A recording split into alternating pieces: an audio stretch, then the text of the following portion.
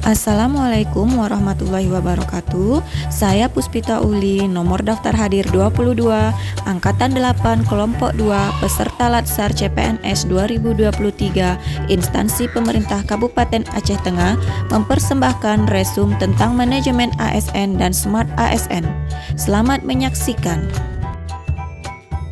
Manajemen ASN merupakan pengelolaan ASN untuk menghasilkan pegawai ASN yang profesional, memiliki nilai dasar etika profesi, bebas dari intervensi politik, bersih dari korupsi, kolusi, nepotisme. Berdasarkan jenisnya, menurut Undang-Undang Nomor 5 Tahun 2014, kedudukan ASN dibagi menjadi dua. Yang pertama yaitu pegawai negeri sipil, merupakan warga negara Indonesia yang memenuhi syarat tertentu diangkat sebagai pegawai ASN secara tetap oleh pejabat pembina kepegawaian untuk menduduki jabatan pemerintahan, memiliki nomor induk pegawai secara nasional.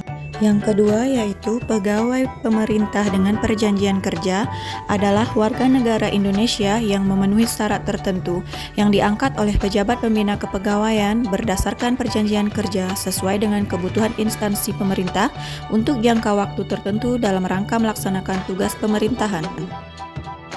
Fungsi dan tugas ASN ada tiga. Yang pertama yaitu sebagai pelaksana kebijakan publik, melaksanakan kebijakan yang dibuat oleh pejabat pembina kepegawaian sesuai dengan ketentuan peraturan dan perundang-undangan. Yang kedua sebagai pelayan publik, memberikan pelayanan publik yang profesional dan berkualitas. Yang ketiga sebagai perekat dan pemersatu bangsa, mempererat persatuan dan kesatuan Negara Kesatuan Republik Indonesia. Selanjutnya ialah hak dan kewajiban ASN. Hak yang pertama yaitu hak PNS, yaitu memiliki gaji, tunjangan, cuti, perlindungan, pengembangan kompetensi, dan jaminan pensiun hari tua. Sedangkan hak P3K yaitu gaji, cuti, tunjangan, perlindungan, dan pengembangan kompetensi. Perbedaan P3K dengan PNS yaitu terdapat pada jaminan pensiun dan hari tua. Sedangkan kewajiban PNS dan PPPK ialah sama sesuai dengan yang tertera di slide. Manajemen ASN juga memiliki kode etik dan kode perilaku ASN. Yang pertama, melaksanakan tugasnya dengan jujur. Kedua, melaksanakan tugasnya dengan cermat dan disiplin. Ketiga, melayani dengan sikap hormat, sopan, dan tanpa tekanan. Yang keempat, melaksanakan tugasnya sesuai dengan perintah atasan sejauh tidak bertentangan dengan peraturan perundang-undangan. Untuk kode etik dan perilaku selanjutnya bisa dilihat pada Undang-Undang ASN Nomor 5 Tahun 2014. Fungsi kode etik dan kode perilaku ini sebagai pedoman dan panduan birokrasi untuk menjaga martabat dan kehormatan ASN. Dalam menjalankan manajemen ASN, maka dibutuhkan yang namanya sistem merit. Apa itu sistem merit? Berdasarkan Undang-Undang Nomor 5 Tahun 2014 Pasal 1, sistem merit merupakan kebijakan dan manajemen ASN yang berdasarkan pada kualifikasi, kompetensi, dan kinerja yang diberlakukan secara adil dan wajar dengan tanpa diskriminasi.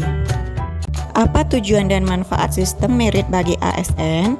Tujuannya ialah yang pertama, merekrut ASN yang profesional dan berintegritas sesuai kompetensinya. Kedua, mengelola ASN secara efektif dan efisien. Ketiga, memberikan kepastian karir. Dan terakhir, memberikan penghargaan bagi ASN yang adil dan layak sesuai kinerja. Adapun manfaatnya, yang pertama, ASN dapat mengembangkan diri sesuai kebutuhannya. Kedua, melindungi karir ASN. Ketiga, meningkatkan motivasi ASN.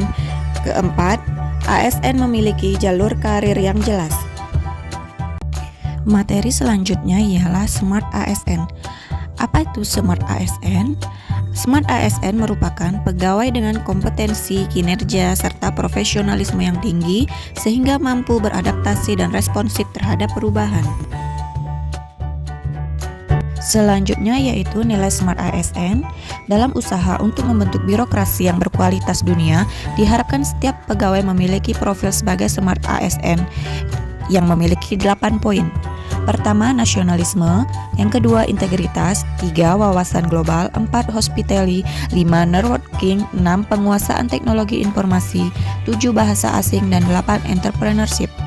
Nilai Smart ASN ini sangat penting karena merupakan persyaratan yang diperlukan dalam menjalankan tugas dan fungsi sebagai ASN. Literasi digital. Literasi digital ialah kemampuan untuk mengakses, mengelola, memahami, mengintegrasikan, mengkomunikasikan, mengevaluasi, dan menciptakan informasi secara aman dan tepat melalui teknologi digital untuk pekerjaan dan kewirausahaan. Literasi digital memiliki 4 pilar. Yang pertama, digital skill. Cakap bermedia digital adalah kemampuan memahami, mengetahui, dan menggunakan perangkat keras, lunak, dan sistem operasi digital. Yang kedua, digital kultur. Budaya bermedia digital adalah kemampuan membaca, menguraikan, membiasakan, memeriksa, dan membangun wawasan.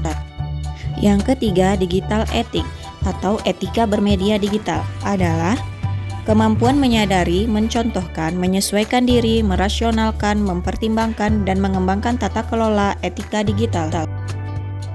Yang keempat, digital safety atau aman bermedia digital adalah kemampuan mengenali, mempolakan, menerapkan, menganalisis, menimbang, dan meningkatkan kesadaran perlindungan data pribadi dan keamanan digital. Sekian penjelasan tentang manajemen ASN dan Smart ASN dari saya. Saya sudahi. Assalamualaikum warahmatullahi wabarakatuh.